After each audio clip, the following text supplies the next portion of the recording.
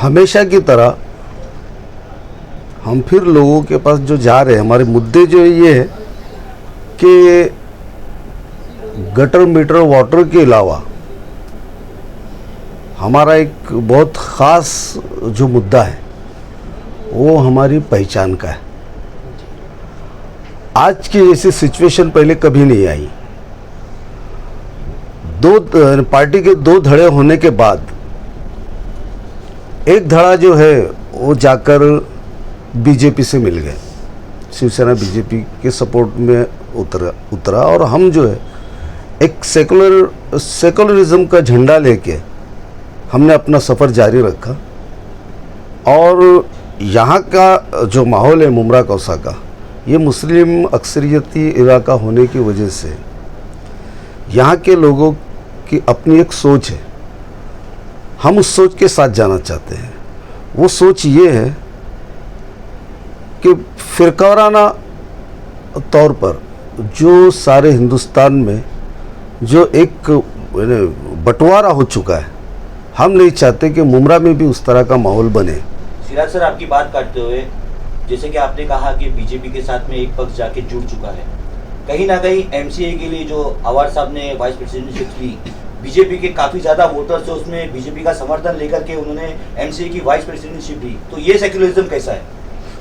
नहीं, ये बात है कुछ मामलात में अगर हम कहीं कॉम्प्रोमाइज़ कर लेते हैं तो वो पार्टी के लिए ही होता है। तो यही तो अजीत पवार ग्रुप भी कह रहे हैं ना कि हमने भी अपनी सेक्युलर सोच को आगे बढ़ाने के लिए, और हम तो सेक्युलर है जी, हमने भी कुछ मामला में ठीक है, तो ऐसा क्यों वो करे तो गलत, आप करे तो सही?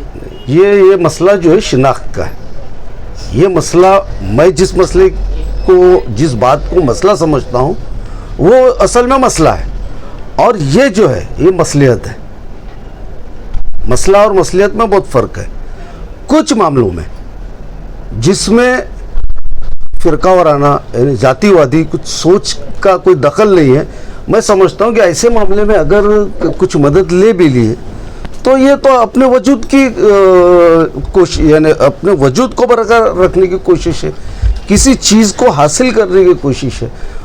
आप जो सवाल कर रहे हैं वो निरा फ़िरकावाराना मामला है जिसके अंदर हम उनके साथ में नहीं है। किस तरह से? एक छोटी सी मिसाल मैं आपके सामने दे रहा हूँ, छोटी सी मिसाल।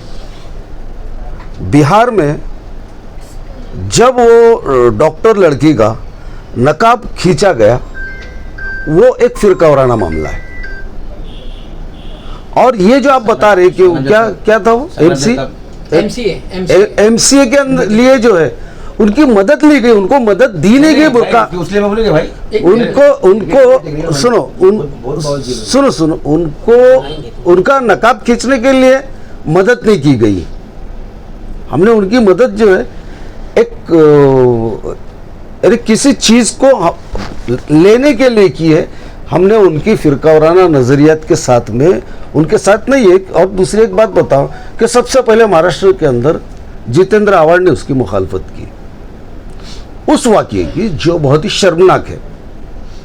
मगर इन्होंने जो हमारे साथ पहले थे आज उनके साथ है, उनको इस बात में कोई भी बुराई नहीं लगी। बल्कि मैं समझता हूँ कि नीतीश कुमार एक सेकुलर आदमी है, मैं उनको कम से कम 40 साल से देख रहा हूँ, मगर एक होड़ लगी है मुस्लिम दुश्मनी बताने के लिए कि आप अगर इतने बड़े मुस्लिम दुश्मन हैं तो हम भी कुछ कम नहीं है, हम भी इस तरह की हरकतें कर सकते हैं, और उन्होंने करके बताई है, उसकी मुखालफत की है। सर, ये तो नेशनल वाइज या फिर सेंट्रल वाइज बात रही।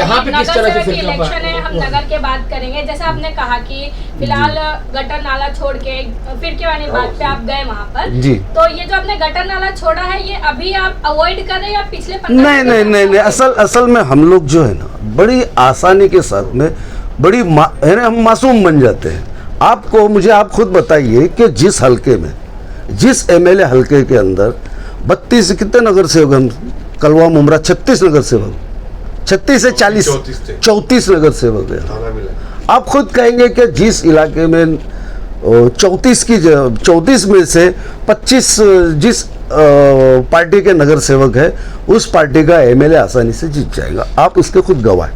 सर, तो नगर सुनिए मेरी बात, नगर सेवकों की ज्यादती, नगर सेवकों की तादाद ही वहाँ के एमएलए का वो एक नक्शा बनाती है कि कौन एमएलए होगा।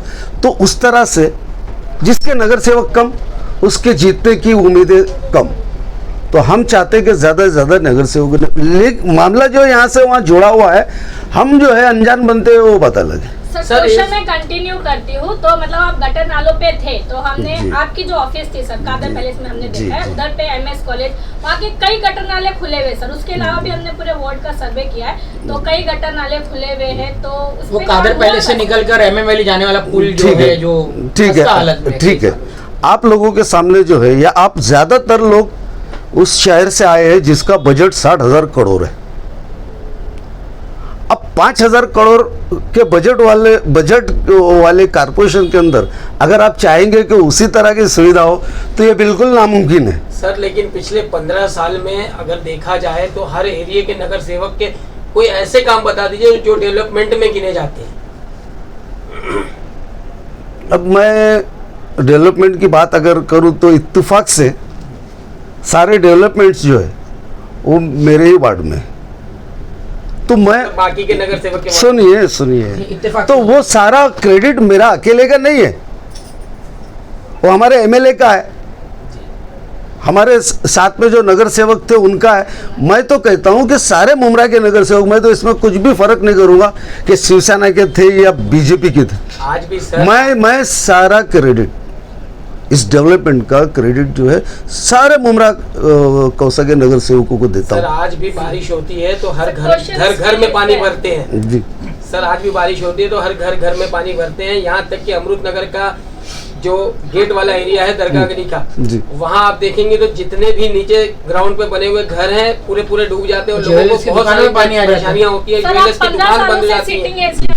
लेकिन आज तक जो गटर है जो अपना सोनार पट्टे में है, वो आज तक उसको गहरा नहीं किया गया कि पानी ऊपर ना आए और किसी तरह की कोई अच्छी निकासी नहीं दी गई है। उसको गहरा न करने की सबसे बड़ी वजह ये है कि सारी न्यू जो है बिल्डिंगों की, वो आज भी गटर जो उसके नीचे, इसको और अगर गहरा खोदने जाते सारी बिल्डिंगें नीचे आ जाएगी।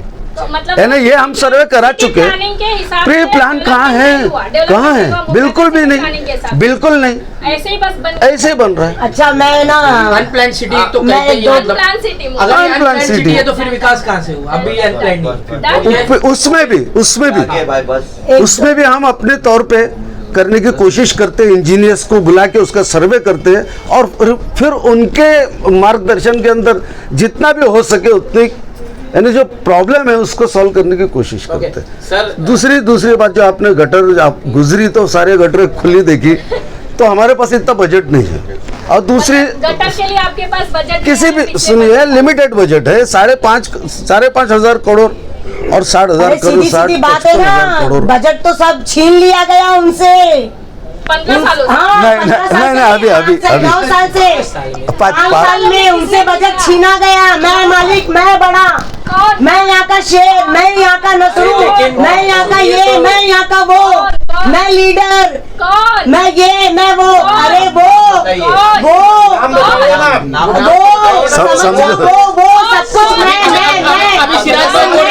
मैं ज्यादा दिन नहीं चलता, मैं ज्यादा दिन नहीं चलता। सिराज भाई बोले बजट अभी छीना तो क्या पुराना कचरा भी लाके वापस डाल दिया? बजट छीना गया, बजट छीना गया है। बजट सिराज भाई को सीधा साधा इंसान देख के उनसे बजट छीना गया है। कौन है नूरी आपा? वो जो भी है, मैं ज्यादा दिन नहीं चलता। कोई बकरी है, इंसान है? बोले इंसान है, इंसान हैवान है वो। नाम बोलिए। नाम क्या? अरे जनता बहुत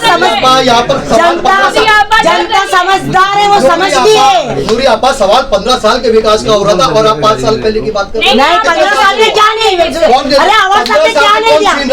आवाज साहब ने हर नगर सेवक को काम दिया अपने गली नाले गटर का।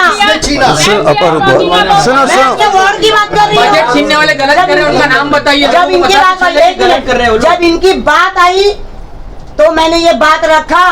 एक छोटी सी, मैंने बुमराह के बजट की बात नहीं, मैंने अपने वार्ड की बात किया। हमने 5 साल की बात नहीं की, 15 साल की बात की। 15 साल में विकास का बजट नहीं, 15 साल में कोई बजट नहीं आया। और आप ये कह रहे हैं कि 15 साल का बजट आता है कैसा? बजट खा लिया उन लोगों ने। तो कौन है कि 15 साल का बजट खा रहे हैं?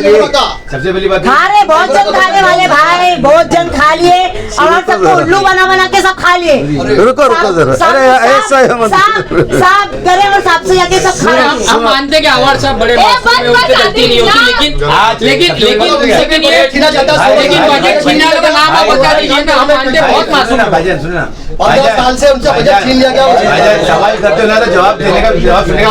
जावेद भाई को सुन लो। अरे सवाल मत करो।